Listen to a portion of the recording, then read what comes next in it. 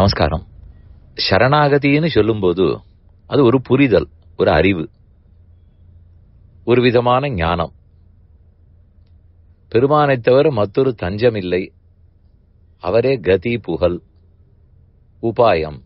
உபாயம் என்றால் வழி, அவரை அடையக்கூடிய வழியாக அவரே இருக்கிறார்.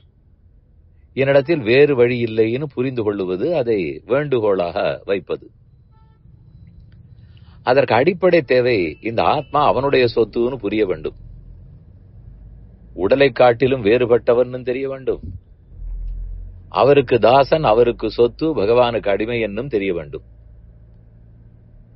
இந்த புரிதல் வருமானால் அப்ப அவர் திருவடிகள் தானே தஞ்சம் என்கிற புரிதல் வருகிறது. எந்த வேறு வழியும் இல்லை என்று தெரிகிறது. அறிவில்லாதவனுக்கும் அவர் திருவடிகளே புகழ் என்கிற சரணாகதி வழி. அறிவுள்ளவர்களுக்கும் அதுவே வழி. என்னால் கையால் ஆகவில்லை, உன் திருவடிகளை பற்றினேன்னு பொதுவா ஒருத்தர் எப்போ சொல்லுவார்? என்னால் ஆந்தனை முயற்சித்து பார்த்தேன், என்னால் முடியவில்லை, நீயே செய். இது அறிவு குறைந்தவர்கள், சக்தி குறைந்தவர்கள், ஆற்றல் இல்லாதவர்கள் சொல்லித்தான் உலகத்தில் பார்த்திருக்கிறோம். சக்தி இருந்தால் அவரே செய்து விடுவாரே. ஆனால் இப்ப சரணாகதின்னு பார்க்கும்போது அப்படி இல்லை. ஆற்றல் குறைந்தவர், ஞானம் குறைந்தவர், அவர்கள்தான் சரணாகதி பண்ணுவார்கள், அப்படி காணப்படவில்லையே. நம்முடைய ஆச்சாரியர்கள் எல்லாருக்கும் இல்லாத ஞானமும் சக்தியுமா? அவர்களுக்கு இல்லாத ஆற்றலா? உண்டு. நேரமும் இருந்தது, ஆசையும் இருந்தது, அதெல்லாம் பண்ணுவதற்கு சக்தியும் இருந்தது. அது கர்ம யோகத்தாலோ, ஞான யோகத்தாலோ, அஷ்டாங்க யோகத்தாலோ, எதுனால் வேணுமானாலும் பண்ணக்கூடிய சக்தி இருந்தது. வேற வழி தெரியும். ஆனாலும் அவர்கள் பண்ணவில்லையே. அதனால்தான் சொல்ல வந்தேன், அறிவிருப்பவனாக இருக்கட்டும், இல்லாதவனாக இருக்கட்டும், பெருமானுடைய திருவடிகளே தஞ்சம். இதை பற்றி ஒரு ஸ்லோகத்தில் சொல்லும்போது, இதமேவ விஜானதாம், இதம் திதீர்ஷதாம் பாரம், இதம் ஆனந்தமிச்சதான். இந்த சரணாகதின்னு சொல்லப்படுகிறது. இதம் சரணம் அஜ்ஞானம், இதமேவ விஜானதாம். ஞானமில்லாதவர்களுக்கு இதுதான் வழி, ஞானம் இருப்பவர்களுக்கும் இதுதான் வழி, பக்தி மிகுந்தவர்களுக்கும் இதுதான் வழி. எதனால் அப்படி? ஞானம் உள்ளவன் வேற இடத்துக்கு போக மாட்டானா? கையால் ஆகாதவன் தானே நீயே புகழ்னு சொல்ல வேணும் என்று தோன்றும். அப்படி அல்ல.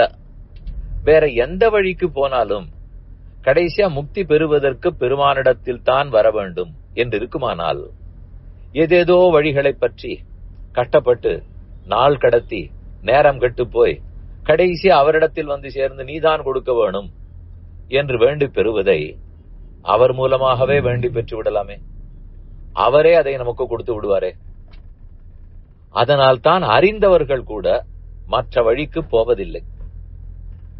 என்னால் முடியும் அப்படின்னாலே ஒரு சுதந்திரனாக செயல்படுகிறோம். நமக்கென்று ஒரு அகங்காரம், ஆணவம் ஒட்டி கொள்ளும். இல்லை, உன் திருவடிகளையே பற்றி இருக்கிறேன் அப்படின்னு சொன்னால் போதுமே. அது கூட புரிந்துவிடும். சரி, சரணாகதி அவர்தான் தஞ்சம். அவர்னு சொல்வது யார்? வைகுந்தத்தில் இருக்கும் பெருமானா, பார்க்கடலில் படுத்திருப்பவரா, அல்லது ராமன், கண்ணன் முதலான அவதாரங்களா? யாரிடத்தில் சரணாகதி பண்ண? யார் எனக்கு ஒரே புகழ்னு தெரிந்து கொள்ள வேண்டும். யாரிடத்தில் அனைத்து பண்புகளும் நிறைந்திருக்குமோ, எளிமை இருக்குமோ, என்னால் அருகில் சென்று பற்ற முடியுமோ, அவரைத்தானே தஞ்சமாக பற்ற வேண்டும். வைகுந்தநாதனை எளிதில் அடைய முடியுமா? பார்க்கடல் எங்கிருக்கிறதுன்னே நமக்கு தெரியாது, போய்விட முடியுமா? ராமனும் கண்ணனும் எங்கு பிறந்தார்கள்னு அறிவோம், ஆனால் என்றோ பிறந்தார்கள், இன்று பற்ற முடியுமா? எதுவும் சாத்தியமில்லை. எது ஒன்னே சாத்தியம்? நம் பக்கத்தில் இருக்கும் கோயில், திவ்ய தேசங்கள், அங்கிருக்கும் பெருமான், அர்ச்சாமூர்த்தி, திருமேனி வடிவத்தோடு இருக்கிறவர். அவர் தான் எளிதில் பற்ற தகுந்தவர். எளிமை அவரிடத்தில் தான் நிரம்ப இருக்கிறது. பெருமை எல்லா பெருமாளுக்கும் உள்ளது. பெருமை ராமனுக்கு உண்டு, எளிமையும் உண்டு. ஆனால் இப்போது இல்லை, என்னால் அணுக முடியாது. ஆனால் அருகில் இருக்கும் பெருமானை அணுக முடியும். எங்கோ இருந்து வேண்டாம். இப்படி பாருங்களேன், ஒரு கஜேந்திரன் கூப்பிட்டார். கூப்பிட்ட குலருக்கு வைகுந்தத்திலிருந்து ஓடோடி வந்து பெருமாள் ரட்சித்தார். அதற்கு பின்னால் கஜேந்திர வரதனாக இந்த பூலோகத்தில் எத்தனை ஊரில் இருந்து விட்டார். எத்தனை க்ஷேத்திரங்களில் கஜேந்திரவரதன் கருட வாகனத்தோட எழுந்துள்ள இருக்கிறார். எதற்கு? இன்னும் எத்தனை யானைகள் கூப்பிடுமோ, எத்தனை மனிதர்கள் கூப்பிடுவார்களோ, ஒவ்வொரு முறையும் வைகுந்தத்திலிருந்து ஓடி வந்து கொண்டிருக்க முடியாது. ஆகவே இங்கேயே இருந்து விடுவோம், கூப்பிட்ட குரலுக்கு உடனே வருவோம். அதற்காகத்தான் ஆங்காங்க இருக்கிறார். ராமன் என்றோ இருந்தார், அன்னிக்காரோ கூப்பிட்டதற்காக போனார், தேவர்களுக்கு நல்லது செய்தார். இன்று அதுக்குதான் ராமர் கோயில் இருக்கிறது. என்றோ கண்ணன் பாண்டவர்களுக்கு உதவினார், இன்று நமக்கு உதவுவாரானால் அதற்குத்தான் கண்ணன் சன்னதி இருக்கிறது. இங்கிருக்கக்கூடிய அர்ச்சா திருமூர்த்தி அந்த பெருமானிடத்தில் தான் சரணாகதி பண்ண முடியும். அர்ச்சாவதாரத்துல சரணாகதி.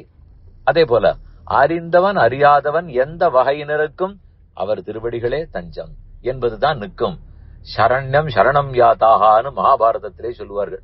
திரௌபத்யா சைத சர்வே நமச்சக்ரு ஜனார்த்தனம் நமகான்னு சொல்லுகிறோம்.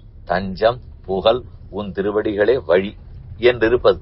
அதை செய்ய வேண்டியதும் அருகில் இருக்கக்கூடிய அர்ச்சா கோவில்களில் இருக்கக்கூடிய பெருமானிடத்தில் தான் செய்ய வேண்டும். இப்படிதான் முன்னோர்கள் நமக்கு காட்டிய வழி.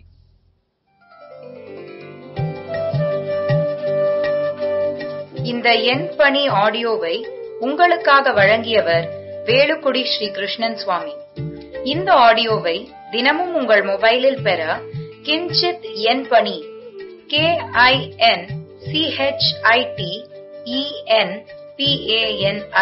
என்ற ஆப்பை கூகுள் பிளே ஸ்டோரிலோ அல்லது ஆப்பிள் ஐஸ்டோரிலோ டவுன்லோட் செய்து கொள்ளவும். தினந்தோறும் இது போன்ற உபன்யாசங்களை கேட்டு மகிழவும்.